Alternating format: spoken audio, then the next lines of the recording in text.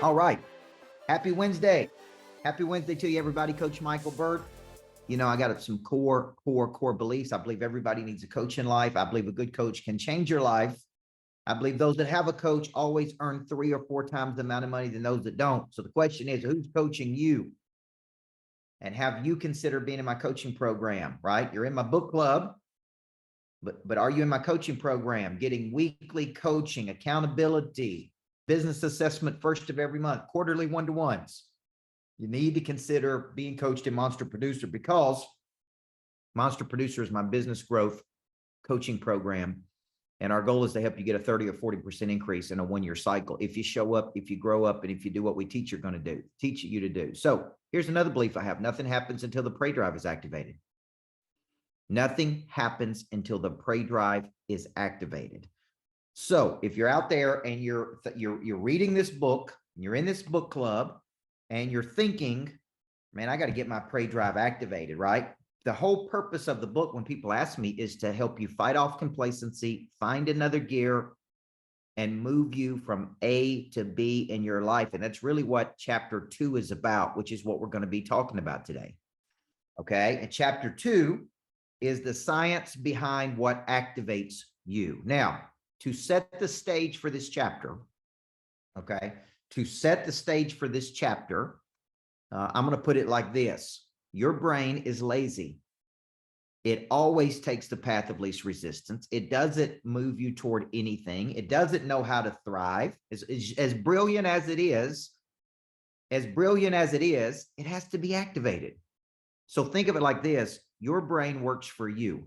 You don't work for it. You have to actively tell it what to do. Okay. And that is really what this chapter is about, which is activating the subconscious mind, which is like a supercomputer. It's literally just sitting there, path of least resistance, right? It kind of just does what it wants to until you say, this is what we're going to do, man. We're going to move from A to B. And let me tell you what B is. So in the book, I made in my notes, and I don't know why I initially made this in my notes. I'm going to go over pretty much 5 things with you in today's book club. Okay. And I made a note in my book when I was reading this the first time. 2 life paths. 2 life paths. Each of you listening to this, including me, have a vision in our mind of what we want our life to be. Right?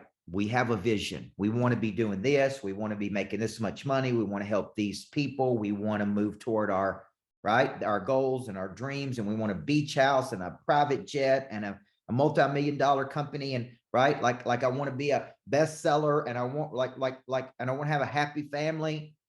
And I want to have a good relationship with my kids. Like if I ask every person on this book club today, what is it you really want? And what is the gap or the discrepancy between what it is you have and what you want, right? My buddy Tommy Davidson, I refer to him a lot because I talk to him a lot. He's such a student of our work. He said to me one day, we're down at my house in Florida where we do our couples retreat. We've got a couples retreat coming up March 2nd through the 5th. And April 27th through the 30th. So this is a chance for you and your spouse to get on the same page with each other, get alignment, find your goals, walk out of there 2 together as 1. And we were down there at my house, and he went through this couples retreat, and he said, man, I love this house. And he said to me, man, I'm tough enough to get what I have, but I'm not tough enough to get what I want. And I have never forgot that statement. I'm tough enough to get what I have, which is a good life, but I ain't tough enough yet to get what I want. And he said, I want a house down here in Florida where your house is, in watercolor, right outside of Seaside. I said, okay. So I wrote down 2 life paths to start us off today.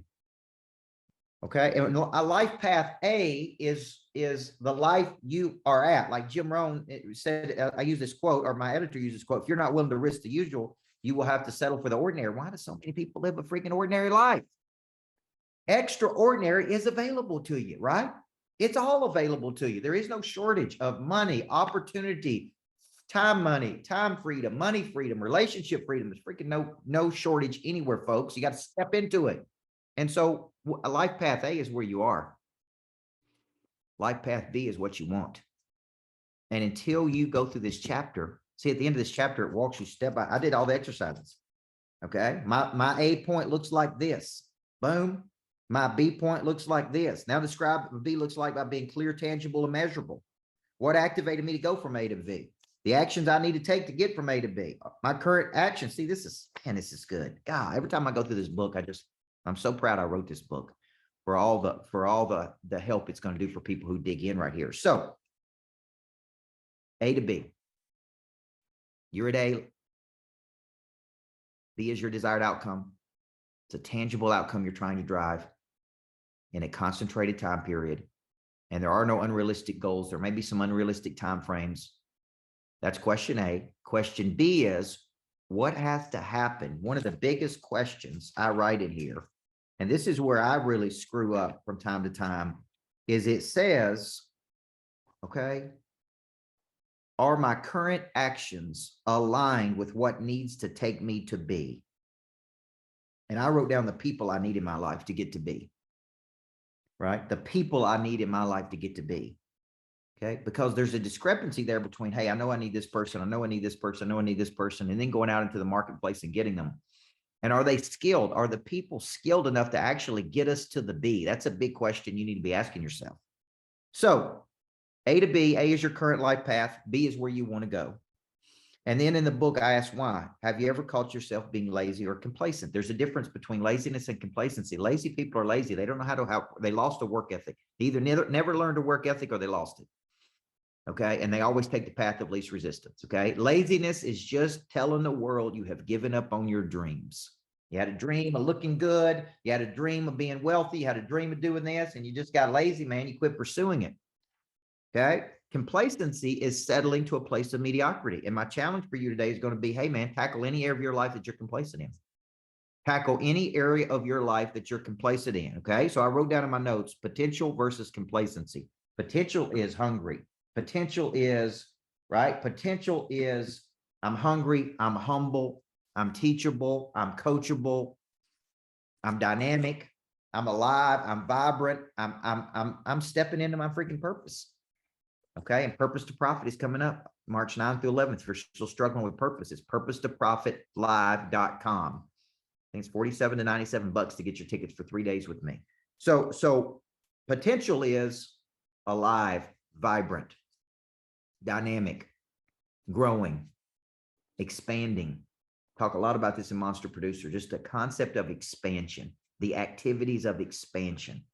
Okay. Complacency is settling to a place of mediocrity, gradually settling. You don't just go from being dynamic to here. It's a process of just, I'll let that go a little bit. I know I want to get in my shape, but I let that go a little bit, and I let my marriage go a little bit, and I let my work go a little bit. And I used to do this in sales. I used to prospect every day, but I let that go a little bit.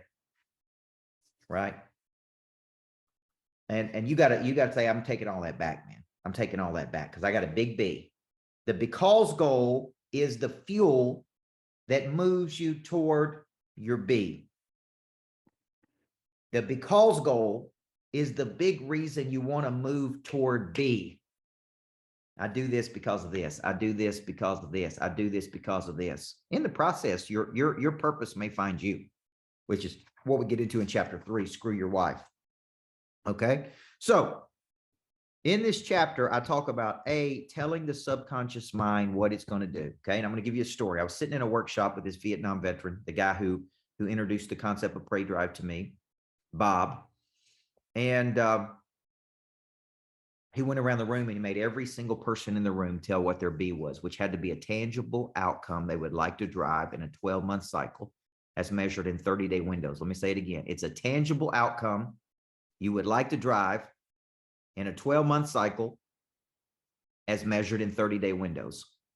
Okay. So basically it's a goal. And we were in a room of people that were part of a multi-level marketing company, and they said 1,500 and 500, and it was very low numbers, which I completely understand because I know I've been there. And it got to me, and I said $833,333.33. And you would have thought I flew in from another planet. People looked at me. They were pissed off and mad. And who's he think he is? We're over here talking about $500. He's talking about 800. $33,333.33. That's your B. That's $10 million in a year of revenue. And he didn't say a word to me, man. He just looked at me, real intense. And my wife kind of looked at me, Natalie, and he came back a little bit later. He said, sir, you on the front row, bald headed. What did you say again? I said 833, 333.33, sir, 10 million in a 1 year cycle. That's my B. And he said, I don't know you, sir, but I detect the prey drive in you. And I suspect you are the only one in the room that has a big enough engine to actually pull that off. Never talked to him. You know what he detected in me? Prey drive, instinct to see something with the eyes or in the mind, and to have the persistence and intensity to see it through to its logical conclusion. Right? That's what he sensed. I can sense a person's prey drive by an interaction with them. I can sense a person's prey drive by how they follow up. I can sense a person's prey drive by their intensity. I can sense a person's prey drive. Do they start and quit? Do they start and keep going? What do they do? So for you, I wrote down in the book, is your B that clear? And maybe you hadn't got there yet, but maybe you got there 1 month, or maybe you've seen it. What are the conditions for you to go back and get it again? And then I wrote down mastery leads to money. Because in this chapter, it talks about embracing the suck, right? Retraining the brain to sustain the sacrificing. What's one of our words for passion? To suffer. There it is on page 22. The word passion means to suffer, right? It's also irresistible belief for motive or action. I'm willing to suffer because I got an irresistible belief for motive or action, okay? Now, Navy SEALs go through Hell Week. They cannot become a Navy SEAL if they don't go through Hell Week, okay?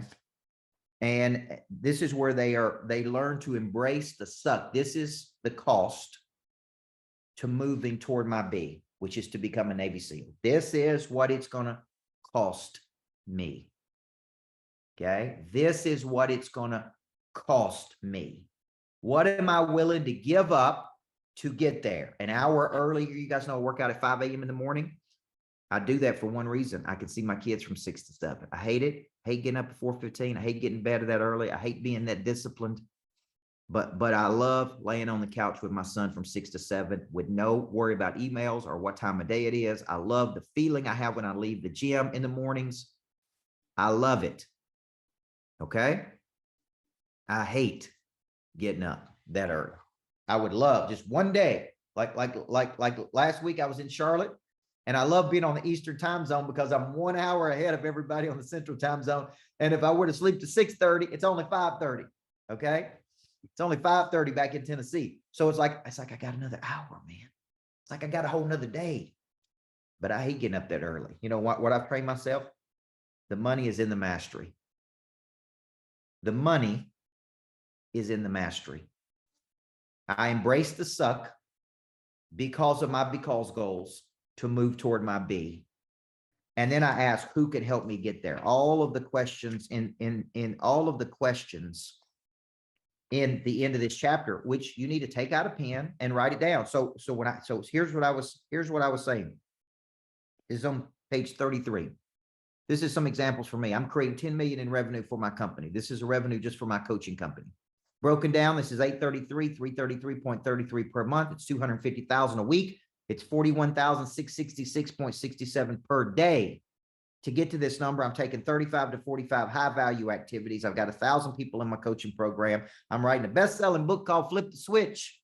I'm becoming an international thought leader, just like my hero, Dr. Stephen Covey. I have 50 greatness factories around the world, which are unique, inspired locations. I'm raising $100 million to build these greatness factories. See, these are goals that I've written down. Me reading these goals, just reading them are reactivating my prey drive right now. Have you written your goals down? What are they? Who do you need? Who can help you? Okay. And then I'll finish with this, and I'm going to let Craig wrap this up. I don't want to go down life path A. I don't want to live my life with music still in me and not sing the song I'm supposed to sing. So in this, I write a monetization formula, and that is on page 28. I'm going to pick an area of interest and curiosity, and I'm going to dig in. I'm going to pick an area. See, a lot of people want to speak, they want to coach, they want to train, but they haven't done the work. Okay. They haven't studied under somebody. They haven't apprenticed under somebody. I'm going to buy a ticket right now to get in the room with somebody. Some of you have never been in the room with me. You've never got on a plane. You've never sacrificed anything. You're getting these 8 weeks with me for buying a book, which is great. But I was telling a dude yesterday in an email, on Sunday in an email, man, we're not going to change your life in 90 days. I mean, come on, man. You go for 90 days and you're still broke and you quit. It ain't going to change your life in 90 days, folks. Come on. Right? Like I get irritated by people who are not serious to dig in. Pick an area of curiosity and freaking dig in. Get in a room with people. Number 2, get in a room with people who are doing what you want to do. Somebody has done everything you want to do. You want to raise capital? Somebody knows how to do it. You want to do this? Somebody knows how to do it. Number 3, make a note of all the areas of your life you're currently dissatisfied with. This is part of your tired of messing around with list. Okay, 3 simple steps. Pick an area of interest. Dig in and study. Get in a room with somebody who knows how to do it. Pay the money. Quit being a cheapskate. Get in the room. And number 3, make a note of all the areas you're dissatisfied with and say, man, I am so sick and tired. I got a file on my, if I showed you my folder, I got a file on everything. Okay, I got a file on what's next. I got a file on big opportunities. Here's a whole page of level 10 opportunities. It's about 30 total, level 10 total opportunities. You know why? I need to remind myself, these are the big things going on, coach. These are the happening things going on. Let's go. Let's do this. So this chapter is about activating the brain and telling the brain, this is what's happening. You work for me. I don't work for you.